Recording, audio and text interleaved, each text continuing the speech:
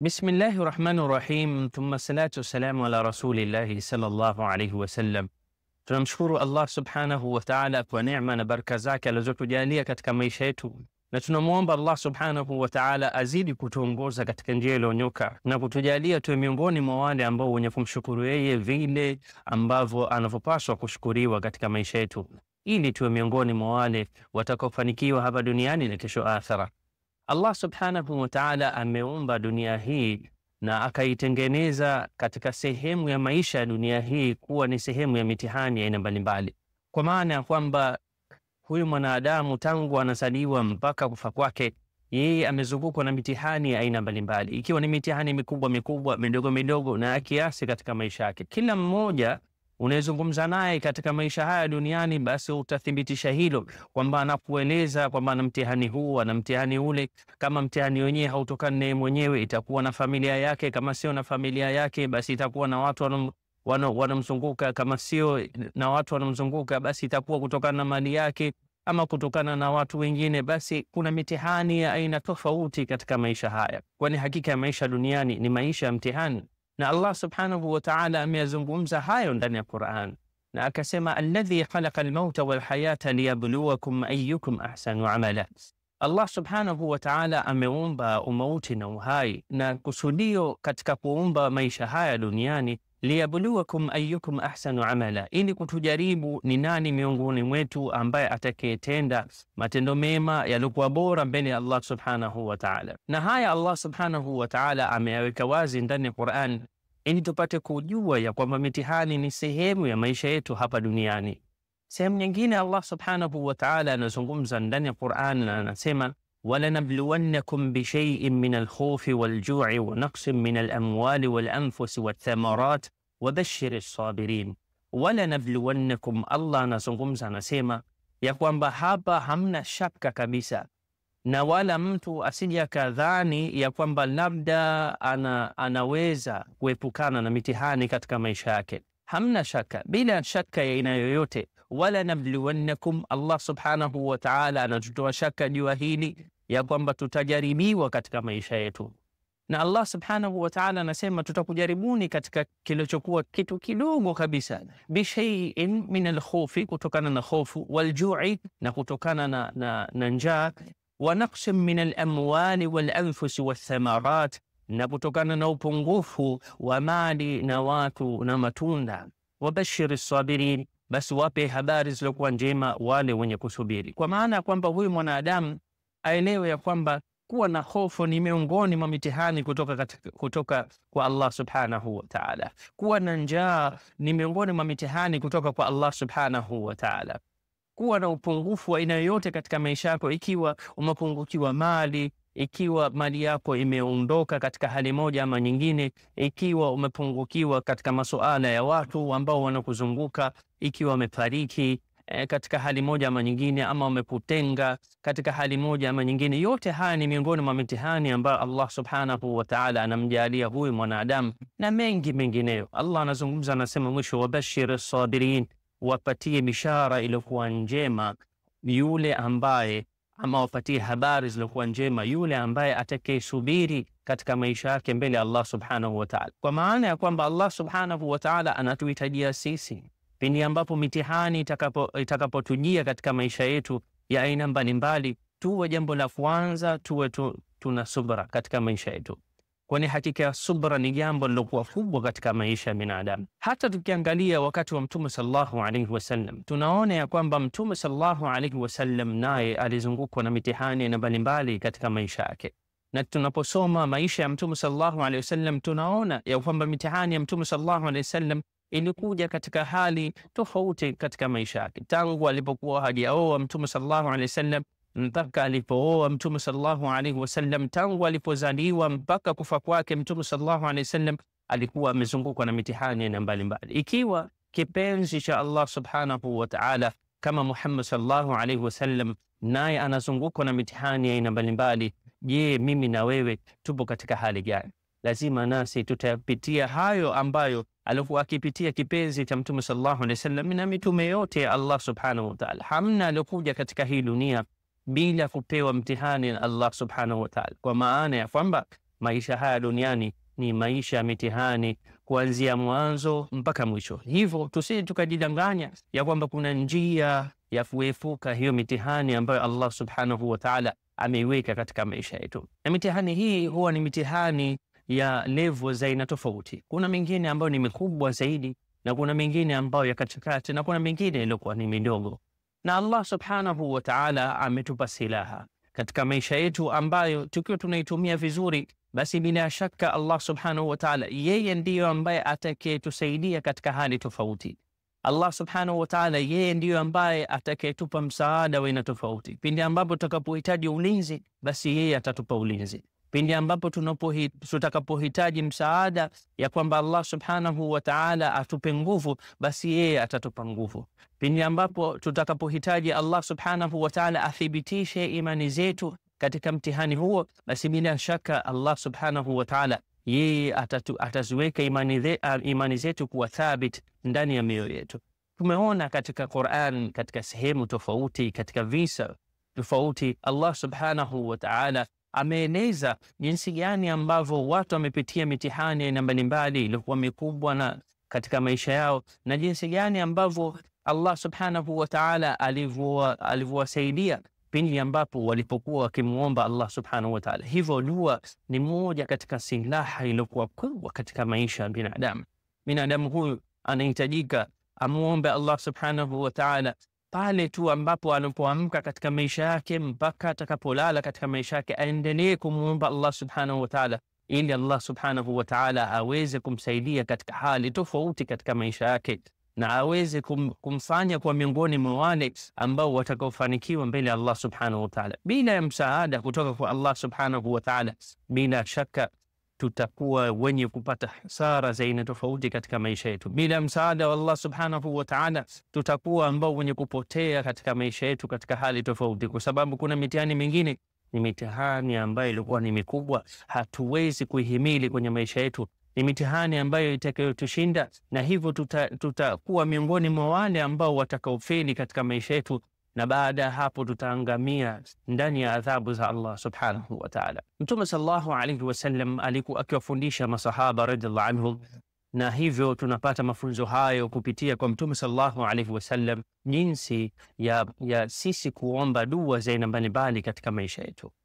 Katika miongoni mwa mitihani ambayo ilikuwa mikubwa kabisa, kuna mitihani ambayo minne Mtume sallallahu alayhi wasallam ameigusia katika maisha yetu. Na hii ni mitihani iliyokuwa mikubwa katika maisha ya binadamu. Na Mtume sallallahu alaihi wasallam ameeleza hayo katika hadithi ambayo ilikuwa imetolewa na Abu Huraira radhiallahu anhu. Hii hadithi, katika hadithi hii Mtume sallallahu alaihi wasallam alikuwa amekaa siku moja na masahaba radhiallahu anhu, akawaeleza yafuatayo. Aliwaambia, mmoja wenu atakapomaliza tashahud, maana yake ya kwamba kabla ya kwamba wakati unaswali, kabla hujatoa salamu, wakati ule kabla hujatoa salamu, akaomba huyu mtu na kujikinga katika maisha yake kwa Allah subhanahu wa ta'ala, na kumuomba mambo yafuatayo manne, akisema Allahumma inni a'udhu bika min adhabi jahannam wa min adhabi al-qabri wa min fitnati al-mahya wal-mamat wa min sharri fitnati al-masih ad-dajjal.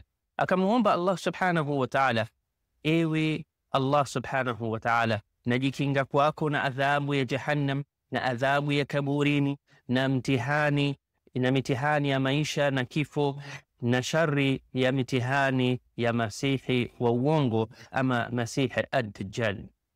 Mtume sallallahu alaihi wasallam ndani ya hadithi hii, mbali na kuwafundisha hii dua masahaba radhiallahu anhum, anagusia mitihani minne ambayo ni mikubwa katika maisha ya binadamu. Na mitihani hii ni mitihani ambayo ni vizuri tukaizingatia kwa umakini sana katika maisha yetu, ili tupate kujua ukubwa na uzito wa mitihani hii, na kwa nini Mtume sallallahu alaihi wasallam amewahusia masahaba radhiallahu anhu dua hii, ili waweze kupata msaada kwa Allah subhanahu wa ta'ala juu ya mitihani hii mikubwa katika maisha ya binadamu. Mtihani wa kwanza ambao Mtume sallallahu alaihi wasallam amewahusia masahaba radhiallahu anhu wamuombe Allah subhanahu wa ta'ala kwamba awakinge katika maisha yao, awape kinga juu ya mtihani huo. ni mtihani wa adhabu wa moto wa Jahannam. Huo moto ambao Allah subhanahu wa ta'ala ameutayarisha kwa wale ambao watakaokuwa wenye kukufuru, wenye kumshirikisha, watakaokuwa ni wanafiki, watakaokwenda kinyume na maelekezo ya Allah subhanahu wa ta'ala, watakaokuwa wenye kutenda dhambi za aina mbalimbali katika maisha yao bila kuwa na hofu juu ya adhabu za Allah subhanahu wa ta'ala, bila kuzingatia maelekezo ya Allah subhanahu wa ta'ala, ni moto ambao wenye kutisha. Na Allah subhanahu wa ta'ala ameutaja katika sehemu nyingi sana ndani ya Qur'an. Na Allah subhanahu wa ta'ala akataja adhabu za aina mbalimbali ambazo zitakazokuwepo ndani ya moto huu wa Jahannam. Wengi katika binadamu wanaposikia adhabu hizi zinatajwa kupitia ndani ya Qur'an, wanadhani ya kwamba ni adhabu ambazo labda huenda ikawa binadamu anaweza akazihimili katika maisha yake. Hamna ambaye mwenye kuhimili adhabu za Allah subhanahu wa ta'ala. Ni adhabu zilizokuwa na uchungu wa hali ya juu, ni adhabu ambazo zenye maumivu ya hali ya juu. Hamna kiumbe cha Allah chenye kuweza kuhimili adhabu ya moto wa Jahannam kesho akhera. Na Mtume sallallahu alaihi wasallam anasema hili ni jambo kubwa katika maisha ya binadamu, na huyu mwanadamu anahitajika amuombe Allah subhanahu wa ta'ala amlinde kutokana na moto huu wa Jahannam, kwa sababu hamna mwingine ambaye atakayeweza kukulinda na adhabu hii isipokuwa mwenyewe Allah subhanahu wa ta'ala. Yeye ndiye aliyoumba na yeye ndiye ambaye atakayeamuru watu wachukuliwe waingizwe katika moto huo, na yeye ndiye ambaye mwenye uwezo wa kuweza kuwanusuru hawa binadamu kutoingia katika moto huu kwa rehema zake. Huyo ni Allah subhanahu wa ta'ala. Yeye ndio mkubwa juu ya kila kitu. Hamna ambacho kilichokuwa kikubwa zaidi ya Allah subhanahu wa ta'ala. Hivyo amri yake ni amri pekee ambayo yenye kuwa na nguvu kushinda chochote katika maisha yetu, katika ulimwengu huu ambao tunaishi sisi katika maisha yetu. Ndugu zangu katika imani, tunahitajika kuelewa moja katika jambo ambalo lilokuwa kubwa katika maisha yetu, kwamba tunahitajika tufanye juhudi za aina mbalimbali na tuzidi kumuomba Allah subhanahu wa ta'ala atuepushe na moto huu. Labda tuangalie kidogo ndani ya Qur'an Allah subhanahu wa ta'ala amezungumza nini kuhusiana na suala hili la moto. Lakini mbali ya hayo, Allah amezungumza nini kuhusiana na mafanikio ya binadamu kuhusiana na suala hili la moto. Maana ya kwamba mwanadamu ambaye atakayefanikiwa mbele ya Allah subhanahu wa ta'ala ni yule ambaye atakayeepushwa na moto wa Jahannam na kuingizwa peponi. Na Allah subhanahu wa ta'ala ameyazungumza hayo ndani ya Qur'an, akasema kullu nafsin dha'iqatul maut wa innama tuwaffawna ujurakum yawma al-qiyamah faman zuhziha 'anil nari wa udkhila al-jannata faqad faz wama al-hayatu ad-dunya illa mata'ul ghurur. Allah subhanahu wa ta'ala anasema kila nafsi itaonja mauti, wa innama tuwaffawna ujurakum yawma al-qiyamah. Allah subhanahu wa ta'ala anasema na bila shaka mtapewa ujira wenu kamili siku ya akhira, mtakapokuja siku ya kiyama. faman zuhziha 'anil nari wa udkhila al-jannata faqad faz. Allah subhanahu wa ta'ala anasema na atakayeepushwa na moto na akaingizwa katika pepo, basi huyo atakuwa mwenye kufuzu. Wama al-hayatu ad-dunya illa mata'ul ghurur, na hayakuwa maisha haya duniani isipokuwa ni starehe yenye udanganyifu ndani yake. Hii inamaanisha ya kwamba Allah subhanahu wa ta'ala anasema yule ambaye mwenye kufuzu kiukweli mbele ya Allah subhanahu wa ta'ala ni yule ambaye atakayeepushwa na moto wa Jahannam na adhabu ya moto wa Jahannam na kuingizwa katika pepo. Maana yake ya kwamba mafanikio mbele ya Allah subhanahu wa ta'ala si kuwa na mali nyingi. Mafanikio mbele ya Allah subhanahu wa ta'ala si kuwa ni mtu ambaye mashuhuri katika ulimwengu huu. Mafanikio mbele ya Allah subhanahu wa ta'ala si kuwa ni mtu ambaye mwenye watu wengi wenye kufuata nyuma yako. Mafanikio mbele ya Allah subhanahu wa ta'ala ni kule kuepushwa na moto wa Jahannam na kuingizwa katika pepo ya Allah subhanahu wa ta'ala. Hayo ndiyo ambayo tunahitajika kuyapigania kila siku katika maisha yetu, kwa maana ya kwamba tufanye yale ambayo Allah subhanahu wa ta'ala anatuhusia sisi tuyafanye katika maisha yetu, ili tuongeze mema yetu kadiri ambavyo tutakavyoweza mbele ya Allah subhanahu wa ta'ala kwa uwezo aliotujalia, na tujitahidi kumuomba Allah subhanahu wa ta'ala usiku na mchana, ili tuwe miongoni mwa wale ambao watakolindwa na adhabu ya moto wa Jahannam. Kwani adhabu ya moto wa Jahannam ni adhabu ambayo yenye kutisha mno katika maisha ya binadamu.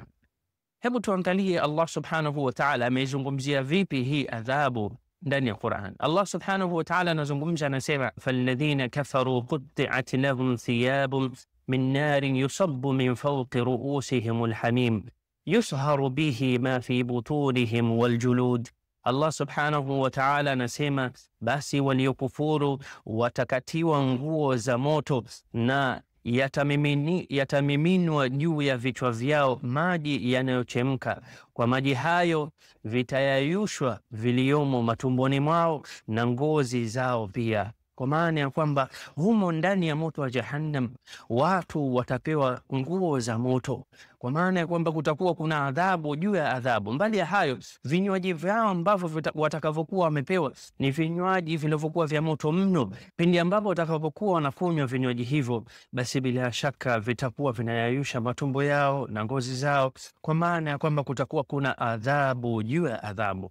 Wallahi ni adhabu zilizokuwa kubwa, ni adhabu ambayo ilikuwa ni chungu kabisa katika maisha ya binadamu, ni adhabu ambayo itakamfanya huyu mwanadamu kuwa na maumivu ya hali ya juu ndani ya moto huu wa Jahannam. Wallahi ni adhabu ambayo hamna ambaye anaweza kutukinga na adhabu hiyo isipokuwa Allah subhanahu wa ta'ala mwenyewe. Hivyo ndio maana Mtume sallallahu alaihi wasallam akatuhusia kwamba tumuombe Allah subhanahu wa ta'ala atuepushe na adhabu hiyo. Allah subhanahu wa ta'ala anazungumza katika sehemu nyingine ndani ya Qur'an, anasema وَقُلِ الْحَقُّ مِنْ رَبِّكُمْ فَمَنْ شَاءَ فَلْيُؤْمِنْ وَمَنْ شَاءَ فَلْيَكْفُرْ إِنَّا أَعْتَدْنَا لِلظَّالِمِينَ نَارًا أَحَاطَ بِهِمْ سُرَادِقُهَا وَإِنْ يَسْتَغِيثُوا يُغَاثُوا بِمَاءٍ كَالْمُهْلِ يَشْوِي الْوُجُوهَ بِئْسَ الشَّرَابُ وَسَاءَتْ مُرْتَفَقًا. Na Allah subhanahu wa ta'ala anazungumza, anasema, anamwambia Mtume sallallahu alayhi wasallam, waqul, nasema hii ni kweli itokayo kwa Mola wako mlezi, basi atakayetaka na aamini na atakayetaka akatae, hakika sisi tutawaandalia wenye kudhulumu moto ambao utawazunguka kama hema. Kwa maana kwamba utawazunguka huo moto katika kila sehemu, na wakiomba msaada watasaidiwa kwa kupewa maji kama mafuta yaliyotibuka yatakayo wababua nyuso zao. Kinywaji hicho ni kinywaji kilichokuwa kiovu mno, na matandiko hayo ya kupumzika ni maovu mno katika maisha ya binadamu huko ndani ya moto. Allah subhanahu wa ta'ala yeye mwenyewe anausifia huu moto jinsi gani na adhabu zake zilizokuwa ndani, jinsi gani ambazo zitakavyokuwa kali na jinsi gani ambavyo zitakazokuwa ni sehemu ambazo mwanadamu hapaswi kuwa ndani yake. Hivyo tunahitajika katika maisha yetu tuwe miongoni mwa wale ambao wenye kumwomba Allah subhanahu wa ta'ala atunusuru na moto wa Jahannam, kwani ni moto uliokuwa ni mkali kabisa. Mtume sallallahu alaihi wasallam alizungumzia huu moto, kuwaambia masahaba zake, na akasema moto wenu huu wa duniani ni sehemu moja ya sehemu 70 za moto wa Jahannam. Masahaba wakasema, ya Rasulullah, moto huu wa duniani unatutosha kabisa, kwa maana ya kwamba jinsi ya ukali wake ulivyo. Yani huu moto wa duniani uchukua ule moto ambao utakaokuwa mkali kushinda moto wote ambao uliokuwepo katika hii dunia, ukauchukua ule moto na ufulinganisha na moto wa Jahannam, basi moto wa Jahannam mara 70 ni mkali zaidi kushinda moto wa duniani. Mtume sallallahu alaihi wasallam akawaambia ni mkubwa mara 70 huo moto wa Jahannam. Kila sehemu ni moto zaidi kuliko nyingine, kwa maana ya kwamba kila sehemu inaizidi sehemu nyingine. Kila unapopanda juu, kila unapopanda sehemu nyingine, basi ni kali zaidi kushinda nyingine. Hivyo ndio maana ukawa ni moto ambao uliokuwa mkali sana, na ni adhabu ambayo ilikuwa ni kali sana katika kesho akhera. Mtume sallallahu alaihi wasallam aliwaeleza masahaba zake, akawaambia, lau kama tone la kinywaji cha watu wa motoni litaanguka juu ya ardhi, litaangamiza maisha ya wakazi wote. Kwa maana ya kwamba jinsi gani ambapo hicho kinywaji cha motoni kitakavyokuwa ni kinywaji ambacho kilichokuwa kiovu, ni kinywaji ambacho kilichokuwa kibaya mno katika maisha ya binadamu. Hata tone moja likija katika hii dunia, basi litaharibu maisha ya hii dunia. Wallahi ni adhabu ambayo kusema la ukweli ilikuwa ni kali, ni adhabu ambayo ilikuwa ni mbaya mno kesho akhera. Hivyo tunahitajika tumuombe Allah subhanahu wa ta'ala atulinde kutokana na adhabu hiyo. Tunahitajika tuombe hii dua kusema, Allahumma inni a'udhu bika min adhabi jahannam. Na jambo la pili, Mtume sallallahu alaihi wasallam Ama mtihani mkubwa wa pili Mtume sallallahu alaihi wasallam aliogusia katika ile dua ni adhabu ya kaburini. Adhabu ya kaburini ipo, hata watu wakiwa hawataki kuamini, lakini adhabu ya kaburini ipo, na hayo yamezungumzwa na tumeyaona kupitia katika maisha ya Mtume sallallahu alaihi wasallam na maisha ya masahaba radhiallahu anhu, jinsi ambavyo walivyokuwa wakiishi katika maisha yao na kuizungumzia adhabu hii. Mmoja katika watumwa wa Uthman radhiallahu anhu ambao aliwaachia huru katika maisha yake anaitwa Hani, alikuwa akielezea kisa hichi ambacho kilichokuwa wakati wa maisha yake alipokuwa akiishi na Uthman radhiallahu anhu. Wakati huo Uthman radhiallahu anhu siku moja alisimama kando ya kaburi, na baada ya hapo alikuwa akionekana akilia sana, na hii ilikuwa si mara moja. Mara nyingi Uthman radhiallahu anhu akiwepo karibu na kaburi huwa analia mpaka ndevu zake huwa zinatweta kwa machozi. Basi wakamuuliza, ya Uthman, pindi ambapo pepo inapotajwa, moto unapotajwa, haulii kama unapolia pindi ambapo unaposimama pembezoni wa kaburi? Akasema amemsikia Mtume sallallahu alaihi wasallam akizungumza akisema, kaburi ni hatua ya kwanza ya akhira. Atakayepita kwa usalama, basi yatakayofuata yatakuwa mepesi kwake, na atakayeshindwa, yatakayofuata yatakuwa ni magumu zaidi. Hivyo ni sehemu ambayo ilikuwa ni muhimu katika maisha ya binadamu. Ni hatua ya kwanza mwanadamu huyu anaanza kuonja maisha yake ya milele yatakuwa ni maisha aina gani. Ni sehemu ambayo yenye kutisha. Mtume sallallahu alaihi wasallam anazungumza mwenyewe, anasema sijawahi kuona kitu cha kutisha zaidi kuliko kaburi. Kaburi ni sehemu ambayo yenye kutisha kabisa, si sehemu ambayo yenye kufurahisha. Mwanadamu atakapokufa katika maisha yake ataingizwa ndani ya huu mwana wa ndani, na baada ya hapo dongo litafuatia juu yake. Hapo ndani hamna rafiki yake, hamna familia yake, hamna mali yake, hamna chochote ambacho cha kumfuata huyu mwanadamu, isipokuwa kitakachomfuata huyu mwanadamu ni amali zake anazokuwa amezifanya. Yote ambayo ulikuwa umeyawacha nyuma ndio umeshayawacha. Kama ulivyokuja duniani ulikuwa huna kitu, na utaondoka katika hii dunia huna kitu. Ni lazima tuzingatie suala hili kwa umakini sana katika maisha yetu. Miongoni mwetu wengi tunadanganyika na maisha haya duniani, na Allah ashatuambia wamal hayatu dunya illa mata'ul ghurur.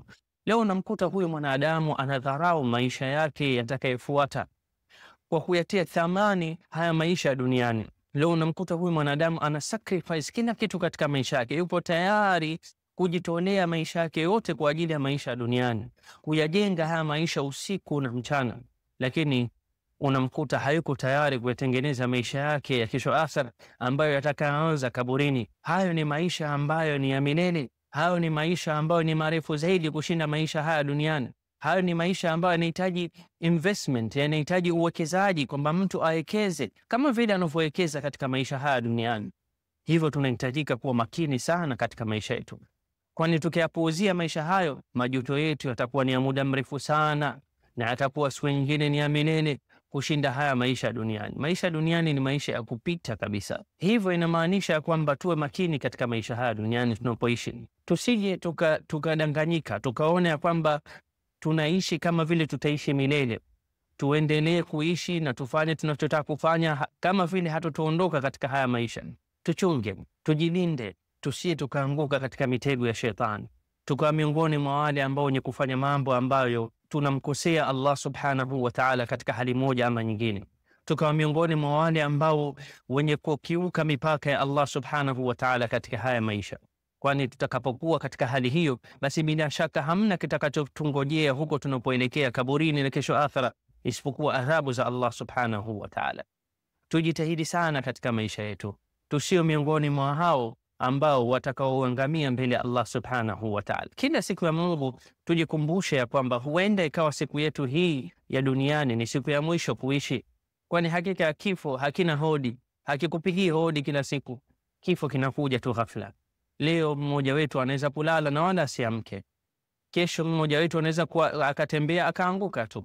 Kifo hakihitaji maradhi, kifo hakihitaji sababu. Vyote ambavyo watu wanavyovizungumzia, yule alikuwa ameenda akaanguka, yule alikuwa anaumwa, hivyo vyote tu ni sababu ambazo tayari huyu mwanadamu zimewekwa mwisho wake wa maisha kwamba aishie hivyo. Na ndio maana Mtume sallallahu alaihi wasallam akasema, muombeeni Allah subhanahu wa ta'ala mwisho wenu wa maisha uwe ni mwisho mwema, kwani hakika mwisho mwema ni mwisho ambao utakamfanya huyu mwanadamu akawa miongoni mwa wale ambao watakaofanikiwa, ama kuwa miongoni mwa wale ambao watakaoingia katika adhabu za Allah subhanahu wa ta'ala. Hivyo kifo ni kitu ambacho tunahitajika kukizingatia katika maisha yetu. Lakini adhabu ya kaburini ni adhabu ambayo itakayofuatia kutokana na huyu mwanadamu alivyokuwa akiishi katika maisha yake duniani.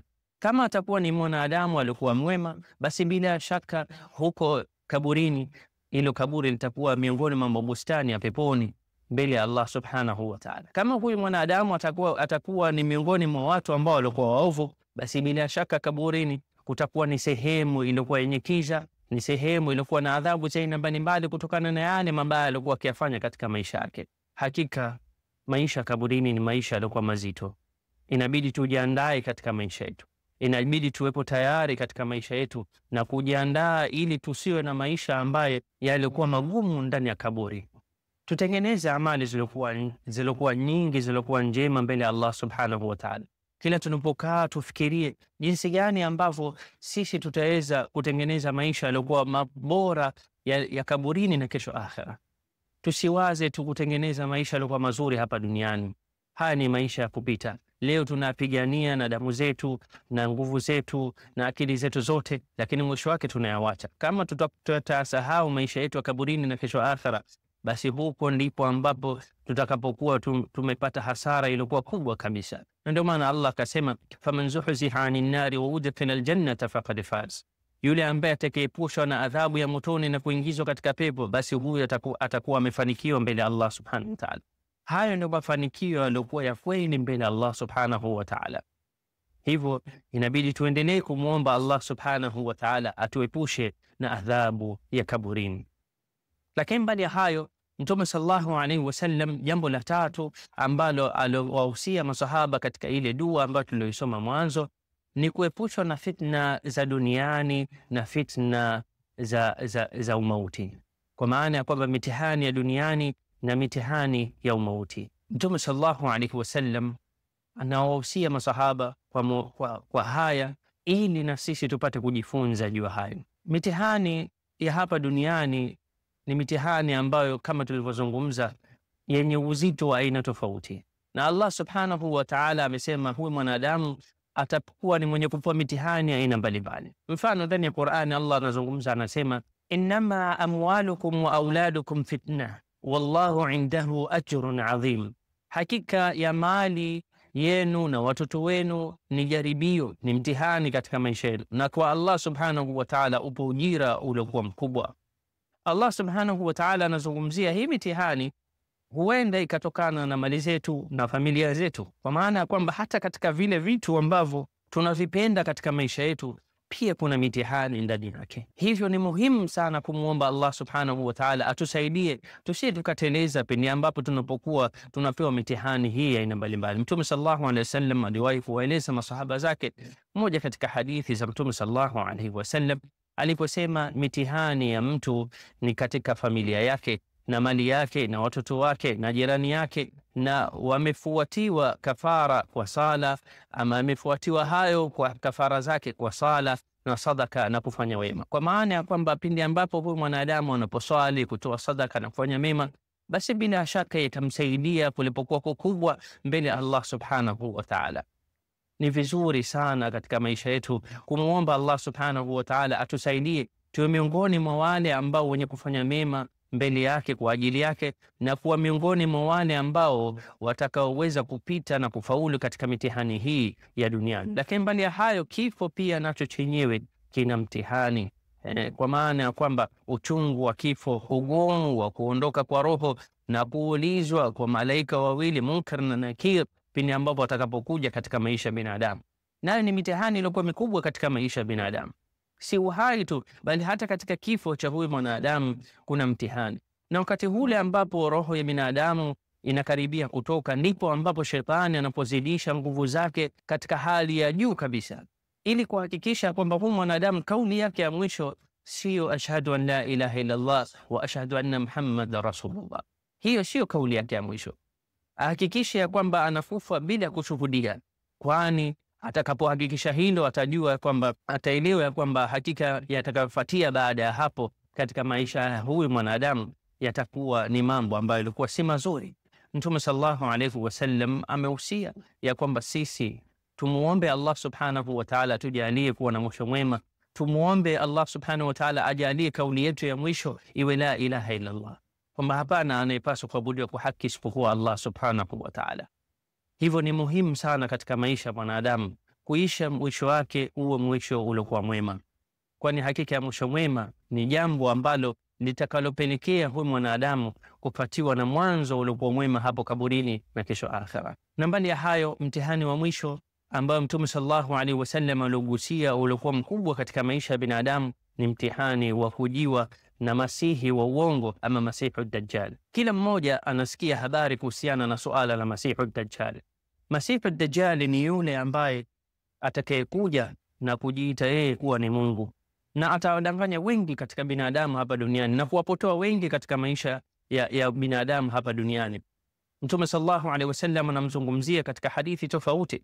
Hakuja kuwa na mtihani wowote tangu kuumbwa kwa Adam kuliko mtihani wa Dajjal, kwa maana ya kwamba hujakuwa na mtihani uliokuwa mkubwa katika maisha ya huyu mwanadamu tangu kuumbwa kwa Adam kama huu mtihani wa Masihu Dajjal. Mtihani wa Masihu Dajjal ni mtihani uliokuwa mkubwa katika maisha ya binadamu. Atakuja na pepo yake, atakuja na moto wake, na Mtume sallallahu alaihi wasallam anasema atakayekubali kuingia katika pepo yake ameingia katika moto wa Allah subhanahu wa ta'ala, na atakayekubali kuingia katika moto wa Masihu Dajjal ataingia katika pepo ya Allah subhanahu wa ta'ala. Ni mtihani uliokuwa mkubwa. Mtume sallallahu alaihi wasallam anazungumzia mtihani huu ni mtihani ambao utakaobadilisha wengi wa utakaoingiza katika kufuru mbele ya Allah subhanahu wa ta'ala. Hivyo ni muhimu sana kumwomba Allah subhanahu wa ta'ala atulinde kutokana na mtihani huu. Lakini mbali ya hayo, Mtume sallallahu alaihi wasallam alizungumzia kuhusiana na kuja kwa Masihu Dajjal. Alisema akija atakuja ndani ya siku 40, kwa maana ataishi ndani ya siku 40. Siku moja itakuwa ni sawa sawa na mwaka, siku nyingine itakuwa ni sawa sawa na mwezi, siku nyingine itakuwa ni sawa sawa na wiki, na siku nyingine itakuwa ni kama siku ambazo tunazoishi katika duniani, siku za kawaida hizi ambazo tulikuwa tunazo. Mtume sallallahu alaihi wasallam baada ya kusema hayo, masahaba akamuuliza, ya Rasulullah, vipi tunaweza kusali katika siku hiyo ya kwanza ambayo atakayokuja nayo, atakapokuja ikawa ni siku moja sawa sawa na mwaka? Mtume sallallahu alaihi wasallam anasema watu ambao watakaokuwepo wakati huo itawabidi wafanye makadirio ya sala, kwa maana ya kwamba wakadirie kwamba sasa hivi ni adhuhuri wasali, sasa hivi ni alasiri, lakini itakuwa ni siku ndefu mno. Mtume sallallahu alaihi wasallam mbali ya hayo akatupatia zawadi, akasema zijueni sifa za Allah kwamba yeye si jicho moja na Dajjal ana jicho moja. Huyu Dajjal atakuwa ni mwenye jicho moja na Allah subhanahu wa ta'ala si mwenye jicho moja. Kwa hiyo ukimuona ujue kwamba huyo si Allah subhanahu wa ta'ala.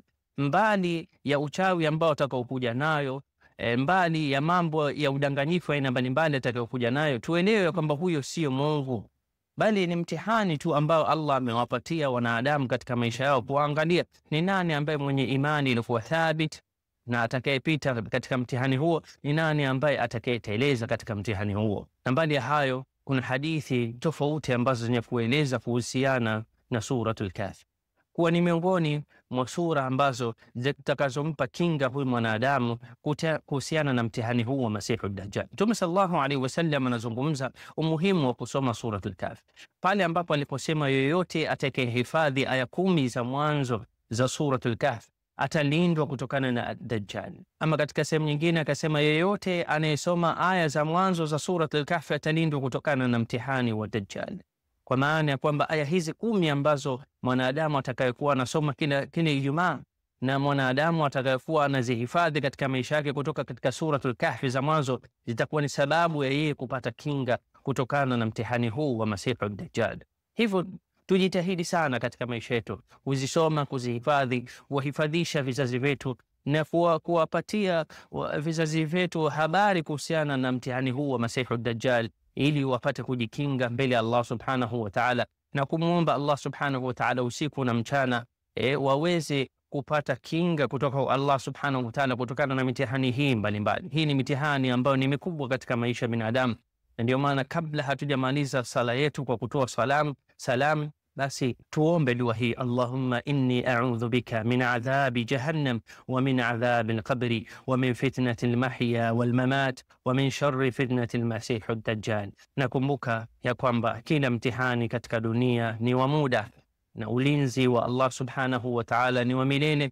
Kila dhiki itapita, lakini rehema ya Allah haina kikomo. Namuomba Allah subhanahu wa ta'ala tuongoze katika njia iliyonyoka, atujalie kila la kheri, atuepushe na mitihani hii ya aina mbalimbali, atujalie tuwe ambao wenye kudumisha mafunzo haya Mtume sallallahu alaihi wasallam katika maisha yetu na kuyafanyia kazi. Na tunamuomba Allah subhanahu wa ta'ala atuepushe na mitihani hii minne mikubwa katika maisha yetu, na atujalie kuwa miongoni mwa wale ambao watakaofanikiwa mbele yake. Subhanaka Allahumma bihamdika ashhadu an la ilaha illa anta astaghfiruka wa atubu ilayk. Assalamu alaykum wa rahmatullahi wa barakatuh.